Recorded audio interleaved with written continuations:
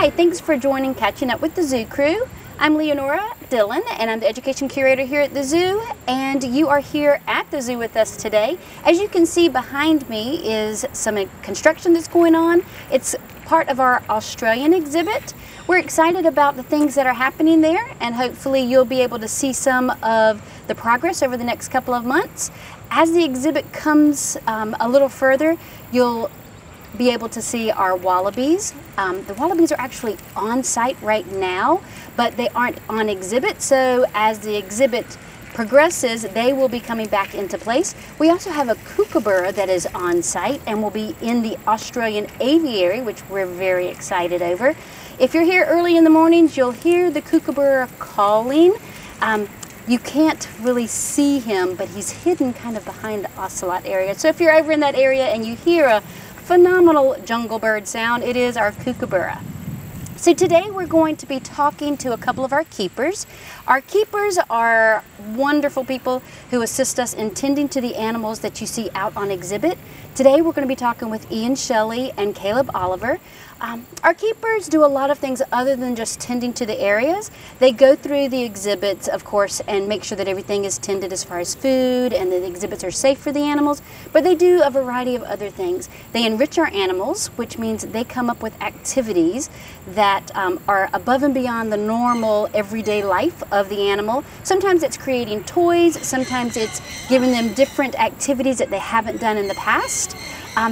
They also do a variety of things as far as care for them, coming up with things that they try to simulate their natural environments. So sometimes you'll see new things being introduced into the exhibits as they're learning more about the animal and the way it behaves, that of course enrich its life and hopefully make it a better life for the animal itself. So guys, who is it that we're visiting with today? Thanks a lot, Leonora. Here at the Salisbury Zoo, we've had a lot of exciting new animals joining us so far this year, and among them are Max and Delilah, our Patagonian Cavies. This is Delilah over here. Cavies are also called maras, and they're a long-legged member of the rodent family, pretty closely related to guinea pigs. They're sort of like the rodent version of a gazelle. So they live on the grasslands of South America. They're very, very fast runners, which they need to do because there's really nowhere to hide out there. So Max and Delilah came to the zoo this year, both from zoos up in New York City. And we're very, very excited to have them. We haven't had cavies at the zoo for quite a while, so it's really great having them back here again. I'm the Salisbury Zoo's collection registrar, which means that besides doing the animal care work at the zoo, feeding the animals, cleaning up after them, observing them, I'm also responsible for maintaining the zoo's records and permits. I'm also the person who's responsible for acquiring new animals for the zoo. So when we made the decision to work with Patagonian Cavies again, for some reason, it was my job to see where we could find new cavies for the zoo and to arrange all the paperwork and logistics that were involved in bringing them here. It's a lot of work that goes into every new animal we have here at the zoo, but most of the time it's worth it. What is it getting into? So we're going to leave the cavies behind right now, and next we're going to go check up on one of our other zookeepers, Caleb, and we'll see what he's up to today. Thanks a lot for swinging by.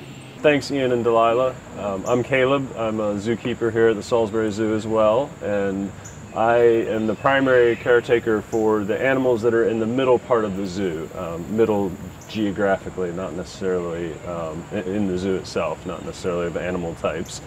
That includes the red wolves, the Andean bear, the spider monkeys, cotton-top tamarins, and a variety of ducks, North American beaver. Behind you, you'll see our behind me, you'll see our Andean bear, Chaska. Sometimes people call them spectacled bears, but they're the only South American bear. They're a little bit smaller, pretty similar in size to black bear. The females are a lot smaller than the males. They tend to be right around 200 pounds. The males can be around 300. Our female has had a baby successfully once. She raised her baby Alba, who moved to the San Diego Zoo back in May. and we are currently looking to acquire a new male. Her mate was actually an older male, and it was kind of a miracle baby that she even had, Alba, and he passed away not long after she was born. So since she was a very good mother, we're actively trying to find another suitable mate for her, because we would very much like to have more bear cubs in the future. And I think she is 6.5 years old. She was born at the National Zoo in Washington, D.C. She, I believe, had a brother who moved to another zoo. They typically have twins. Her first time having babies, she just had the one cub. And like I said, she was a great mom. It was very, very cold at the time of year that she gave birth. It was January 23rd.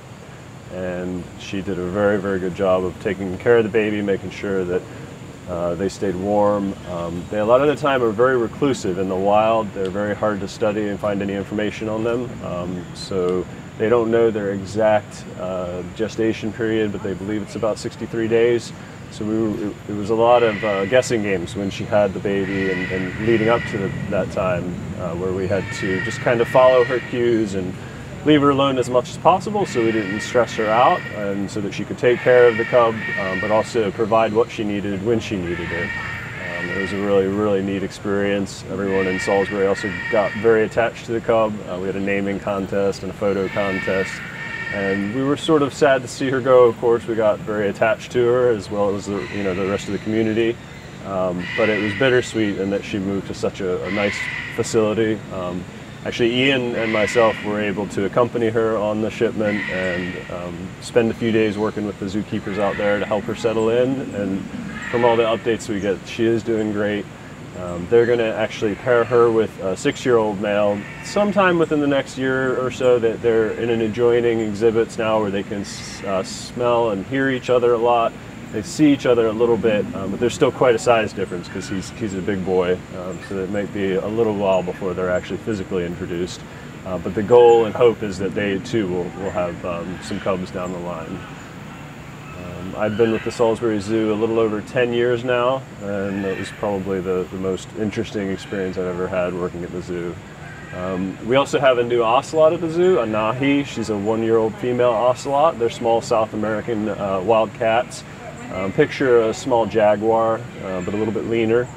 And they're very reclusive though, so this young female won't be visible very often. You can see her some days at the top of the tree or hiding in a log, but she's very, very shy. She's still growing up and settling into her new environment, so we're trying to give her as many options to hide and places to sleep as well, as they're nocturnal, so they're not typically very active at night.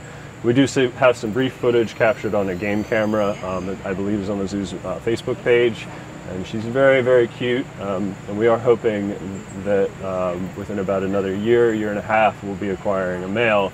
And we do have the facilities to breed them. We've bred them in the past, so crossing our fingers that in another few years we'll have some young ocelots ourselves. And then our red wolves are also a potential breeding pair of animals. Red wolves are, I believe they're the most endangered canine in the world. They used to be. They may be the second now, so don't quote me on that. But the female that we have was actually born here, so that was a great success story. There's only a few hundred of them left, both in captivity and the wild. So having the 5 babies here several years ago was also a really great experience. We're not sure if the two, the male and female that we have now, are capable of reproducing, but again, we're crossing our fingers and hoping that they'll have some pups as well. So a lot going on at the zoo now, and a lot of things to be excited about. Thanks, guys. We appreciate that.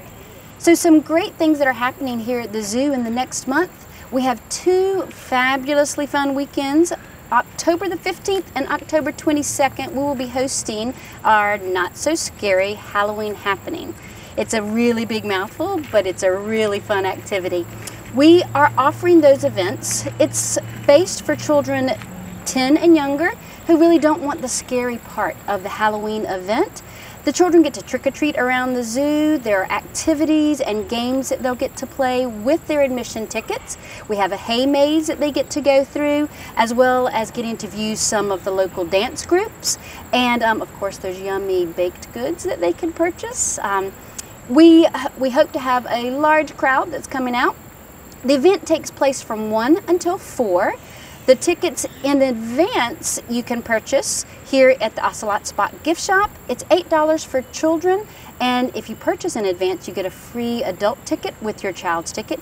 If you can't make it out in advance, that's perfectly okay. You can purchase tickets at the gate. At the gate, however, it's $8 for the children and the adult ticket is $2. We do encourage everyone to bring their trick-or-treat buckets so that they can collect their candy as they're going around, as well as their prizes that they'll get from doing the games out here on the lawn.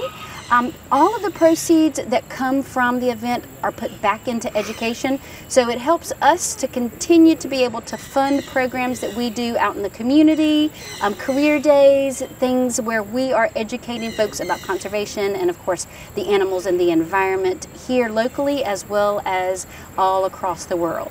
All right, so our next event will be our Critter Christmas. Critter Christmas takes place 2 weekends in December also. Critter Christmas is a fun day. There is no charge specifically to come to the event. However, you can purchase a passport of crafts and you get to go through the different stations and create either goodies for yourself or you can create things that you will give as presents.